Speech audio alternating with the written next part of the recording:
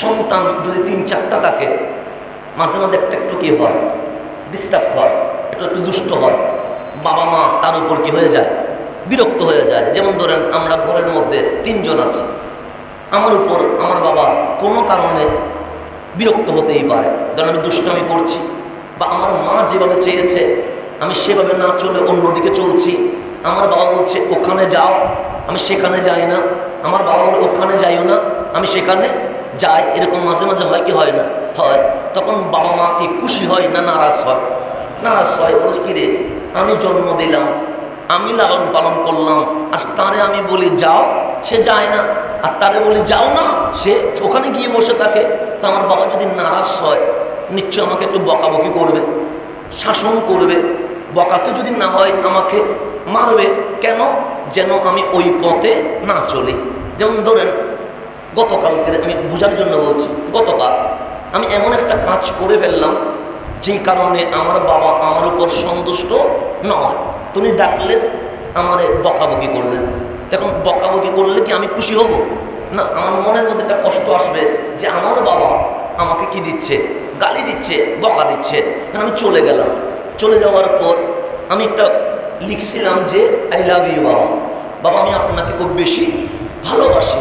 কিন্তু যখন আমার বাবা আমাকে গালি দিচ্ছে তখন আমার মনে হলো আমি ভালোবাসলে কি হবে, আমার বাবা তো আমাকে ভালোবাসে না। এটা আমার মনে হবে কি হবে না? হবে। যেমন আমরা যখন ক্লাস 9-এ 10-এ পড়তাম, বাবা যখন মারতো তখন আমরা বলতাম পৃথিবীর সবচেয়ে খারাপ মানুষ আমার বাবা। তো বলতাম, কারণ তখন তো আবেগে কাজ করতো যে আমার বাবা কিছু বোঝে না, শুধু আমাদেরকে মারে। বিশ্ব কোথায় যাচ্ছে আর আমরা কোথায় যাচ্ছি, আমার বাবাগুলো কি করছে ও তো বুঝে না, এরকম আমরা বলতাম কি বলতাম না? কেন? মা আদর করে, বাবা কি করে শাসন করে, স্বাভাবিক বিষয়। তখন আমরা বলতাম আমার বাবা খারাপ মানুষ। কিন্তু আজকে দাঁড়িয়ে যখন বিয়ে করলাম, সন্তান হয়েছে, পরিবার করতে হচ্ছে, বাজার করতে হচ্ছে, সংসার চালাতে হচ্ছে, এখন আমি এখানে দাঁড়িয়ে বলতে বাধ্য হচ্ছি সেদিন আমার বাবা ঠিক ছিল, আমি ভুল ছিলাম।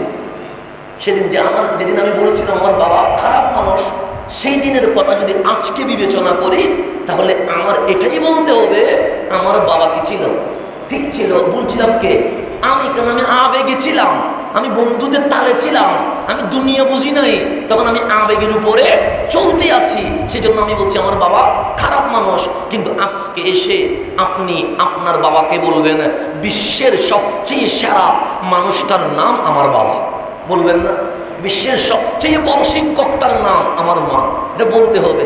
কারণ এখন এসে, কিন্তু আপনি যখন ক্লাস 9-এ 10-এ 11-এ এখন বলবেন না। কারণ এখন বাবার শাসনটা কি লাগছে না, ভালো লাগছে না, মায়ের ডাক দেওয়াটা ভালো লাগছে না।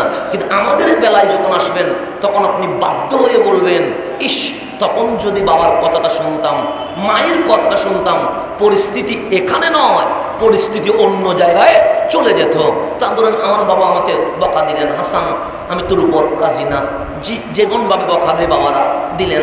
এখন আমি চিন্তা করলাম আমি তো আমার বাবার নামে লিখছি আই লাভ ইউ বাবা, কিন্তু আমার বাবা তো আমাকে বকা দিয়েছে, উনি তো আমাকে গালি দিয়েছে।